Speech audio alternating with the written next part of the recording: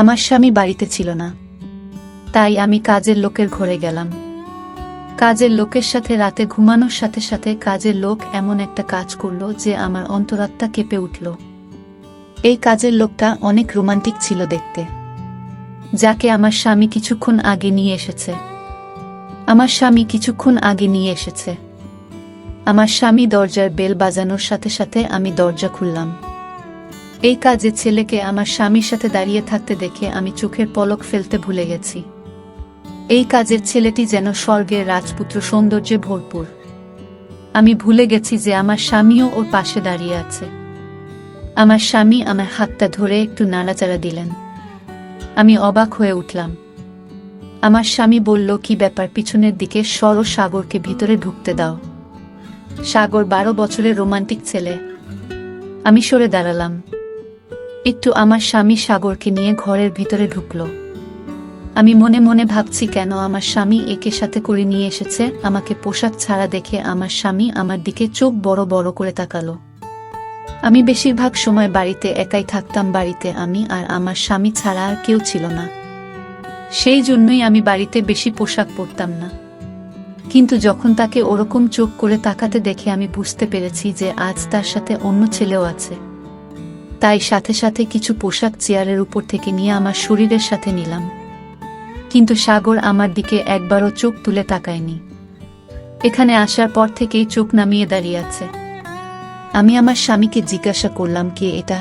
সে বলল, এই ছেলে অসহায় সম্বলহীন, কিন্তু এই ছেলে সৎ এবং ভদ্র, সেজন্যই আমি একে বাড়িতে কাজের জন্য এনেছি। এই ছেলে তোমার সাথে ঘরের ছোটখাটো কাজ করে দেবে। যদিও আমার স্বামী এক যুবককে ঘরে এনেছে শুনে আমার মন খারাপের কথা ছিল, কিন্তু আমার মন খারাপ হয়নি। কেন আমি জানি না। আমার স্বামীর এই সিদ্ধান্তে আমি ভিতরে ভিতরে অনেক খুশি হয়েছি। তাই বললাম, এটা তুমি অনেক ভালো করেছ, কারণ ঘরের কাজ করতে আমার অনেক কষ্ট হয়ে যায়। তারপর যখন বাজার থেকে জিনিস কিনে আনতে হয় তখন তো ক্লান্ত হয়ে পড়ি। আমার স্বামী বলল, তাই তো একে এনেছি, যাতে তোমাকে বাইরে যেতে না হয়। বাইরের সব কাজ তাকে দিয়ে করিয়ে নিতে পারবে এবং বাড়ির ছোটখাটো কাজও এ করে দেবে। আমাদের বাড়িটা অনেক ছোট ছিল, তাই বাড়িতে কাজের লোক থাকার জন্য আলাদা ঘর ছিল না। কিন্তু আমার স্বামী এই ছেলেটির জন্য বাড়ির স্টোর রুম খালি করে দিয়েছে। আমার স্বামী সেখানে একটা খাট এনে রেখেছে এবং ফ্যানও দিয়েছে। আমার স্বামী একটি প্লেটে খাবার নিয়ে স্টোর রুমে ওকে খেতে দিয়ে এলো। আমার স্বামী আমাকে বলল, যখন কোনো কাজ থাকবে না তখন এক বাড়ির ভিতরে বেশি সময় থাকতে দেবে না, একে স্টোর রুমে থাকতে বলবে। আমি বললাম, ঠিক আছে। কেন জানি না, আমার ভিতরে অদ্ভুত চিন্তাভাবনা আসে, ফলে সারা রাত শান্তিতে ঘুমাতে পারিনি আমি। চোখ বন্ধ করলেই চোখের সামনে ভেসে ওঠে সাগর মুখটা। কেন জানি না, তবে আমার মন চাইছিল রাতটা তাড়াতাড়ি শেষ হয়ে যাক আর আমার স্বামী তার কাজে চলে যাক, আর আমি এই সাগরকে মন ভরে দেখি, যাকে এক পলক দেখে আমি পাগল হয়ে গেছি। যতটা সুন্দর এই ছেলে ছিল, আজ পর্যন্ত কোনো মেয়ের মুখও এত সুন্দর দেখিনি। এই কথাটা ভেবেই আমি অবাক হচ্ছিলাম যে এ কেমন অদ্ভুত ছেলে যে একবারও আমার দিকে চোখ তুলে তাকালো না। পরের দিন অনেক ভোরে ঘুম থেকে উঠে রান্নাঘরে গিয়ে নাস্তা তৈরি করছিলাম। আমি এমন সময়ে আমার স্বামী স্টোর রুমের দরজায় শব্দ দিল। ছেলেটি বেরিয়ে আসে। আমার স্বামী ওকে বলল, বাজার করে এনে মালকিনের সাথে প্রয়োজনীয় কাজ করে নাও, তারপর আমি তোমাকে দোকানে নিয়ে যাব। এই কথা শুনে আমি চিন্তায় পড়ে গেলাম যে কেন আমার স্বামী একটি দোকানে নিয়ে যাবে। সে তো একই ঘরের কাজের জন্য নিয়ে এসেছে। আমি খাবার তৈরি করা বন্ধ করে বাইরে বেরিয়ে এসে বললাম, একে কোথায় নিয়ে যাবে? একে তো ঘরের কাজের জন্য এনেছো, তাই না? আমার কথা শুনে আমার স্বামী প্রথমে আমার দিকে অদ্ভুতভাবে তাকালো, তারপর বলল, সারাদিন এখানে এ কি করবে? এখনো 1 ঘন্টা বাকি আছে, তুমি যে কাজ করতে চাও করিয়ে নাও, তারপরে একে আমি আমার সাথে দোকানে নিয়ে যাব, আর একবারে রাতে আমার সাথে ফিরবে। তারপরে রাতে তোমার যে যে কাজ বাকি থাকবে তা করে দেবে। কথাটা শুনেই আমার মনটা খারাপ হয়ে গেল।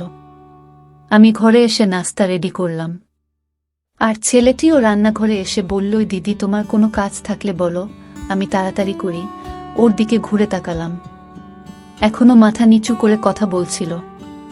ওর দিদি বলা শুনে আমার শরীরে কেমন যেন রাগ হয়ে গেল। এটা সত্য যে আমি ওর চেয়ে কয়েক বছরের বড়, কিন্তু দিদি তো মোটেও না। আমি বললাম, দেখো, আমার নাম সুদীপা, আমাকে সুদীপা বলেই ডেকো। আমার এত বয়স হয়নি যে আমাকে দিদি বলে ডাকবে। আমি অনেক খুশি মনে ওকে এই কথাটা বললাম। তারপর একটু রাগ দেখিয়ে বেশি এর মধ্যে বাসনগুলো রাখলাম।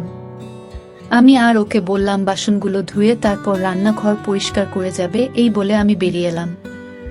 আমার স্বামী রেডি হচ্ছিল। রেডি হয়ে নাস্তা শেষ করে এদিকে সাগর সব কাজ করে ফেলল। বাজার থেকে জিনিস নিয়ে এসেছিল। তার কিছুক্ষণের মধ্যেই আমার স্বামী ওকে দোকানে নিয়ে গেল। কেন জানি না আজকের দিনটা অনেক কষ্টে কাটিয়েছি। আমার মনে হচ্ছিল সময় যেন থেমে গেছে। আমি বারবার ঘড়ির দিকে তাকাতে থাকলাম, যদিও প্রতিদিন আমার সময় দেখতে দেখতেই কেটে যেত, কারণ ঘরের কাজে সারাদিন ব্যস্ত থাকতাম। আমি তাই মনে হতো দিনটা অনেক তাড়াতাড়ি পার হয়ে গেল, কিন্তু আজ যেন সময় পার হচ্ছে না। এই অস্থিরতায় আমি অনেক কষ্ট পাচ্ছিলাম। বারবার আমার ওই ছেলের কথা মাথায় আসছিল। আমার স্বামী রাতে আসার সময় হওয়ার আগেই আমি তাড়াতাড়ি রুমে গিয়ে ভালো পোশাক পরে মেক আপ করলাম, এমনকি আমার চুলগুলো ছেড়ে দিলাম। যদিও আমার বিয়ে হয়েছে 7 বছর, আমি কখনই আমার স্বামীর জন্য এভাবে সাজিনি। বিয়ের প্রথম 1 মাস নিজেকে সুন্দর করে সাজাতে, এরপরে আমি ঘরের কাজে এত ব্যস্ত হয়ে পড়ি যে সাজার কথা মাথাতেই আসতো না আমার। কিন্তু আজকে কেন জানি না আমার নিজেকে সুন্দর করে সাজাতে মন চাইল। আমাকে সবাই সুন্দরী বলতো। বয়স প্রায় 30 বছর হলে কি হবে? আমার সুন্দর চেহারার কারণে বেশিরভাগ মানুষ আমাকে অবিবাহিত বলেও মনে করত। আমি যখনই আমার স্বামীর সাথে কোথাও যেতাম সবার চোখ আমার দিকে আটকে থাকত, কারণ আমার স্বামী চেহারা ভালো ছিল না। তার অনেক বড় শরীর এবং উচ্চতাও কম, আর আমি সুন্দরী। সেজন্যই আমার কাজের ছেলে সাগরের চেহারা দেখে আমার মনের মধ্যে কেমন যেন হচ্ছে, আমার মনের ভিতরে গোলাপ ফুল ফুটে উঠল। রাতে আমার স্বামী ঘরে ঢোকার সাথে সাথে আমাকে দেখে অবাক হয়ে গেল, কিন্তু আমার চোখ শুধুমাত্র সাগরের দিকে। আমি অনেক কষ্টে সারাটা দিন পার করেছি, কিন্তু একটা অদ্ভুত ছেলে, কারণ ও আমার দিকে একবারও চোখ তুলে তাকায়নি। আর এটা আমাকে ভিতর ভিতর আরো কেমন করে তুলল। কিন্তু আমার স্বামী আমাকে দেখে অনেক খুশি।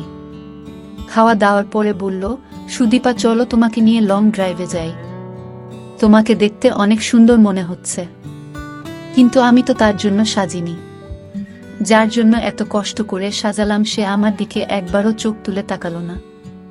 আমি চেয়েছিলাম ও আমাকে দেখুক এবং আমাকে দেখার পর তো অবাক হোক, কারণ আমিও দেখতে কম সুন্দরী।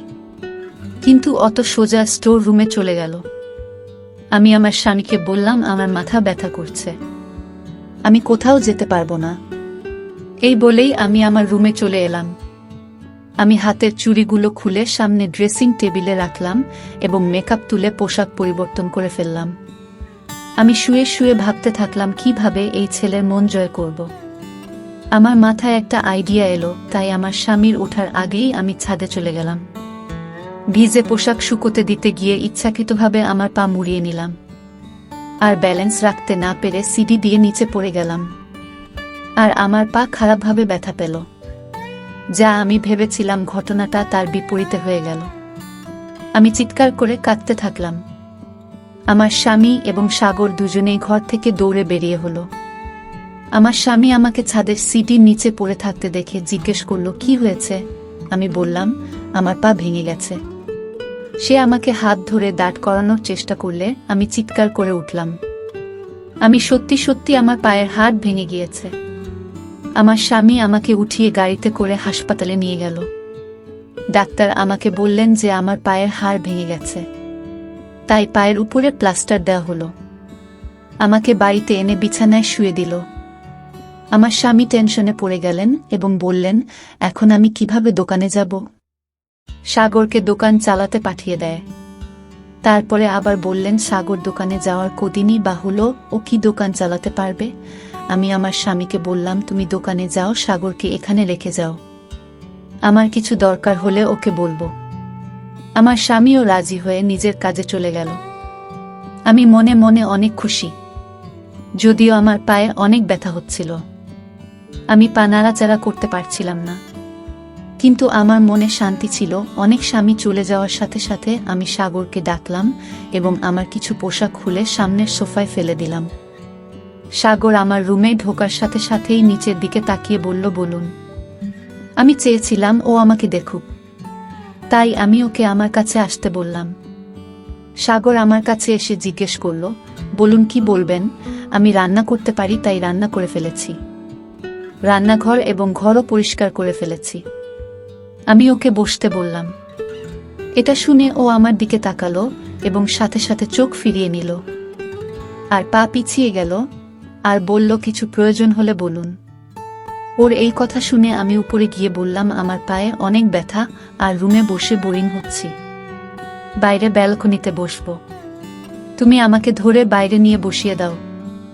আমি চাইছিলাম ও আমার কাছে আসুক, কিন্তু ও এই কথা শুনে অবাক হয়ে বলল, আমি কাজ করতে পারবো না, রাতে স্যার এলে তবেই বের হতে পারবেন। এই বলেই রুম থেকে বেরিয়ে গেল। আমার অনেক রাগ হচ্ছিল যে ও নিজেকে কি ভাবে। আমি যতই ওর কাছে যাওয়ার চেষ্টা করছি, ও তো আমার থেকে দূরে পালাচ্ছিল। কিন্তু একদিন সুযোগ পেয়ে গেলাম। আমার স্বামী কাজের জন্য বাড়ি থেকে বের হয়েছে।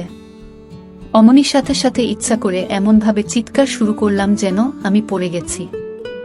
আমি খাট ধরে কোনো রকম মাটিতে বসলাম এবং এমন ভাব করলাম যেন বিছানা থেকে পড়ে গেছি। সাগর রুমে ঢোকার সাথে সাথে আমি কান্নার অভিনয় করতে থাকলাম। ও আমার কাছে এসে আমাকে পড়ে থাকতে দেখে ওকে বাধ্য হয়ে আমাকে ধরে উঠাতে হলো। যখন ও আমার হাত এবং আমার শরীরটা ধরে আমাকে ওঠানোর চেষ্টা করল, তখন আমার হৃদয়টা কেমন একটা করতে থাকলো। আমি অনেক খুশি। আমি তো এটাই চেয়েছিলাম। ও আমাকে বিছানায় বসিয়ে দিল। তারপর থেকে প্রতিদিন আমি এটাই করতে থাকলাম। আমি ওকে বারবার ডাকতাম, আরও আমাকে সাহায্য করতে বাধ্য হতো।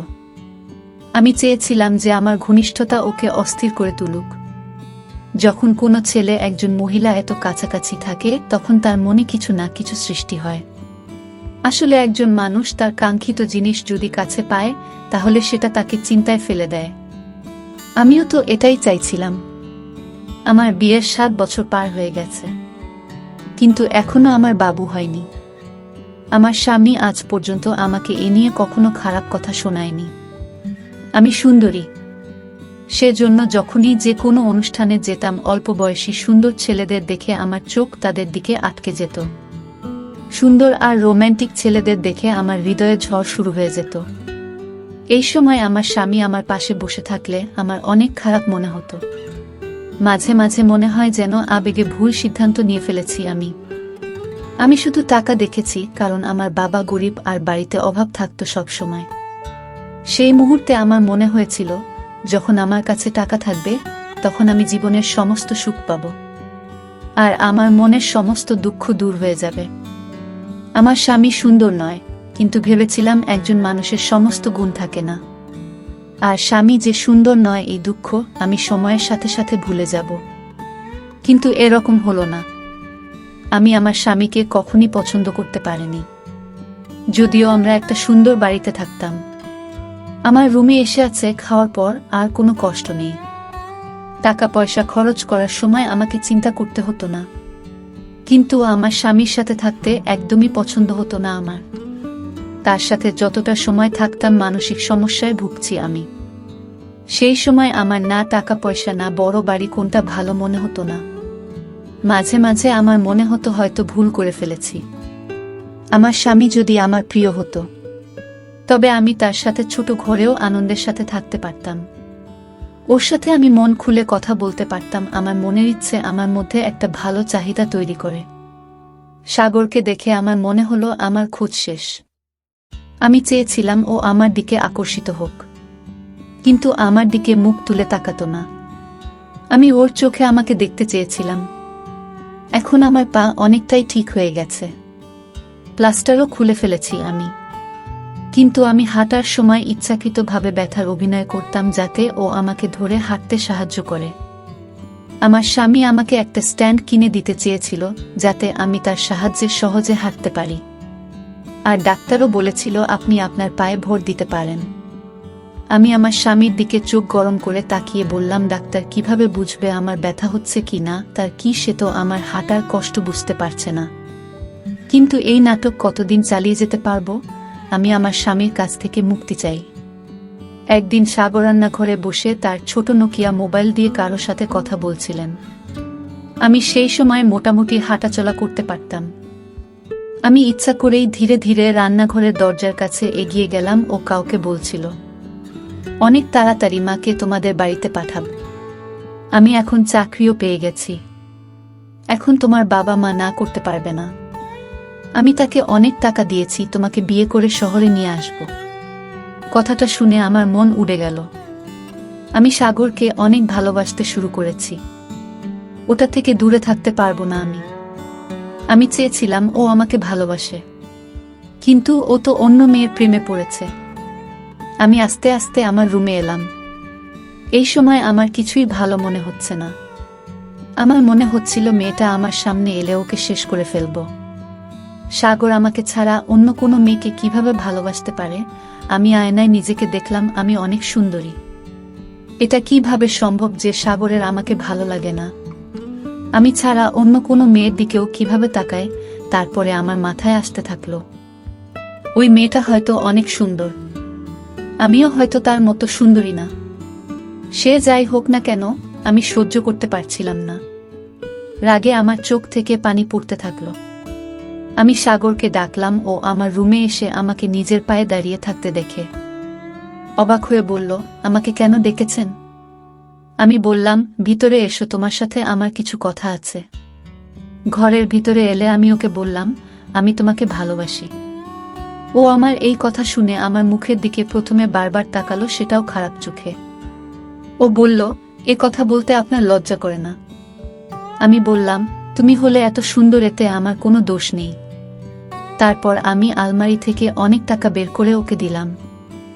এত টাকা দেখে অবাক হয়ে গেল। আমি বললাম, আমি তোমাকে টাকা দিয়ে ভরিয়ে দেব যদি তুমি আমার ইচ্ছা পূরণ করো। আমি শুধু এই অবধি বলেছিলাম, তখন ও আমার মুখে একটা থাপ্পড় দিল এবং বলল, আমি মালিককে সব কথা বলে দেব যে আপনার চিন্তা ভাবনা কি। আমি আপনাকে সবসময় বড় দিদির মতো ভাবি, আর আপনার আমাকে নিয়ে এসব ভাবতে লজ্জা করে না। আমি ওর থাপ্পড়ে এতটা ব্যথা পাইনি যতটা ওর দিদি ডাকাতে পেয়েছি। আমি বললাম যে আমি তোমার দিদি না, আমি তোমাকে ভালোবাসি। তোমার প্রেমে এতটাই পাগল হয়ে গেছি যে যে কোনো মূল্যে তোমাকে পেতে চাই। আর তুমি যে মেয়েকে বিয়ে করার কথা বলছিলে, আমি তোমাকে তা করতে দেব না। আর তুমি যদি আমার স্বামীকে আমার সম্পর্কে কিছু বলার চেষ্টা করো, তবে আমি তোমার সাথে কি করতে পারি তা তুমি কল্পনাও করতে পারবে না। আমি পাগল হয়ে গিয়েছিলাম, আর পাগলের মতো চিৎকার করে ওকে সব বলছিলাম। এই কথা শুনে সাথে সাথে ঘর থেকে বেরিয়ে গেলে পরের দিনও কি বলবে আমি তো ভেবেই নিয়েছিলাম।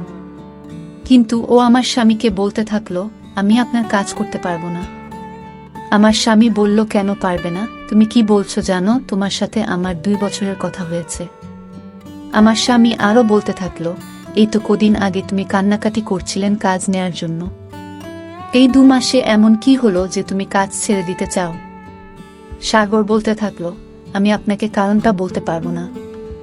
আমার স্বামী ওকে বলল, ঠিক আছে, তোমাকে যে অগ্রিম টাকা দিয়েছিলাম তা ফেরত দাও। আমি তোমাকে কাজের জন্য 50,000 টাকা দিইনি যে তুমি 2 মাস পরে কাজ ছেড়ে চলে যাবে। তুমি অনেক ভালো ছেলে বলে তোমাকে আমি বাড়িতে রেখেছিলাম। তুমি বাড়িতে থাকলে আমার স্ত্রী নিরাপদে থাকবে, এটা আমি নিশ্চিত ছিলাম। সেজন্যই তোমাকে দেখেছিলাম। যাই হোক, কালকে শহরের বাইরে যাচ্ছি। 3 দিন পর ফিরব, সেজন্য তোমাকে 3 দিন ছুটি দিতে পারবো না। আমি ফিরে এলে চলে যেও, আর আমার টাকাও ফেরত চাই। আমার স্বামী 3 দিনের জন্য কোথাও যাবে। এটা শুনে আমি অনেক খুশি হলাম। এই 3 দিন আমি সাগরকে দিয়ে আমার ইচ্ছা পূরণ করতে পারবো। কিন্তু কথাটা শুনে সাগর অনেক টেনশনে পড়ে গেল। পরের দিন আমি আমার স্বামীর ব্যাগ গুছিয়ে দিলাম। আমার স্বামী যাওয়ার সময় আমাকে বলল, যে এর দিকে খেয়াল রেখো যেন পালিয়ে যেতে না পারে। পুরো 50,000 অগ্রিম দিয়েছি আমি। এর খুব প্রয়োজন ছিল। এর শ্বশুর তার মেয়ের বিয়ে অন্য কারো সাথে দিয়ে দিত, তাই 50,000 টাকা দিয়ে সেখানের বিয়ে পাকা করে আসে। এখন আমি বুঝতে পারছি কেন এ আমাদের এখানে কাজ করে। আমার স্বামী চলে গেল, আর সাগরও দোকানে চলে গেল। রাতে যখন সাগর বাড়ি ফিরে এলো তখন আমি সেজে ওর সামনে দাঁড়ালাম। আমাকে দেখে ওর মনোভাব পরিবর্তন হয়ে গেল। এরপর সোজা স্টোর রুমে গিয়ে ভিতর থেকে দরজা লাগিয়ে দিল। আমি এটা দেখে ওর উপরে রেগে গিয়ে বললাম, তাড়াতাড়ি দরজাটা খোলো। সাগর বলল, তুমি এখান থেকে যেতে পারো। আমি দরজা খুলব না। আমি অনেকক্ষণ ওর দরজার সামনে ছিলাম। তারপরে ক্লান্ত হয়ে ঘরে ফিরে এলাম। ওর উপর আমার অনেক রাগ হচ্ছিল। রাত 12টার দিকে আমার মাথায় হঠাৎ খেয়াল হলো যে আমার কাছে তো স্টোর রুমের চাবি আছে। আমি দেরাজ থেকে স্টোর রুমের চাবি বের করে অনেক আস্তে আস্তে স্টোর রুমের দরজা খুললাম। সামনের খাটের উপর মুখে চাদর দিয়ে সাগর ঘুমাচ্ছিল। আমি আস্তে আস্তে স্টোর রুমের দরজা বন্ধ করে ঘাটের উপরে ওর পাশে গিয়ে শুয়ে পড়লাম। ঘরে হালকা অন্ধকার ছিল। আমি ওকে ধরতেই যে শব্দ শুনলাম তা আমার মন কাঁপিয়ে দেওয়ার জন্য যথেষ্ট। আমি সাথে সাথে উঠে বসলাম। একটা টর্চের আলো আমার মুখের উপর পড়ল। তার আলোয় আমি দেখতে পেলাম যে লোকটা খাট দখল করে আছে সে আর কেউ না, আমার স্বামী। এটা দেখে আমি অবাক হয়ে গেলাম। আমার স্বামী বলল, সাগর আমাকে তোমার ব্যাপারে সব কথা বলেছে এবং আমি মিথ্যা বলেছিলাম যে আমি অন্য শহরে যাচ্ছি। আমি তোমার সত্যিটা দেখতে চেয়েছিলাম। আমি কাঁদতে থাকলাম। আমার স্বামীর সামনে আমার সব সত্যটা বেরিয়ে গেছে। সে আমাকে ছেড়ে দিল আর সকালে আমাকে বাপের বাড়িতে ফিরে যেতে বলল, আর বলল আমিও সুন্দরী মহিলার সাথে আমার জীবন কাটাতে পারি, কিন্তু খারাপ মহিলার সাথে না। একজন স্বামী তার স্ত্রীর শখ পূরণের জন্য সারাদিন কঠোর পরিশ্রম করে এবং সে স্ত্রীর কাছ থেকে বিশ্বস্ততা আশা করে, নইলে টাকা দিয়ে তো যে কোনো খারাপ মহিলা বিছানায় যেতে রাজি হয়ে যায়। আমি সবকিছু হারিয়ে ভাবছি যদি আমি আমার চরিত্রটা ঠিক রাখতাম, যেমনটা সাগর একজন ছেলে মানুষ হয়েও রেখেছিল। তো বন্ধুরা, এই ছিল আজকের গল্প। আশা করি গল্পটি অনেক ভালো হয়েছে। যদি ভালো লাগে ভিডিওটিতে লাইক করবেন। সবাই ভালো থাকবেন। ধন্যবাদ।